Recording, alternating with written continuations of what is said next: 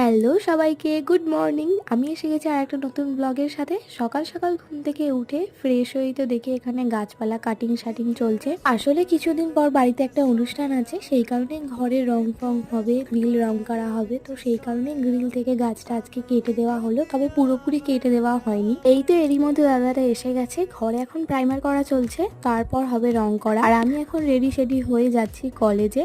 আজকে কলেজে একটা ডকুমেন্টাল কাজ আছে, সেটাই সেরে ঝটপট করে বাড়িতে চলে এসেছি। বাড়িতে রং করা হচ্ছে, সেই কারণে আমরা সবাই খুব বেশি এক্সাইটেড। তারপর স্নান ধান করে দুপুরে খাওয়া দাওয়াটা কমপ্লিট করলে এখন গিয়েছিলাম একটু দোকানে চপ সিঙ্গারা আনবার জন্য, তবে চপ না নিয়ে সিঙ্গারা নিয়ে চলে এসেছি। তার কারণ আজকে প্রথমবার চিকেন সিঙ্গারা দেখতে পেয়েছি আমাদের এখানে। চিকেন সিঙ্গারাটা খেতে ভালো ছিল, তবে চপকে পাল্লা দেওয়ার মতন হয়নি। যাই হোক, এখন চলে এসেছি পাশে বাড়িতে গলুকে পড়ানো টড়ানো শেষ করে বাড়ি ফিরে খেয়েছিলাম পরোটা আর সয়াবিন আলুর তরকারি।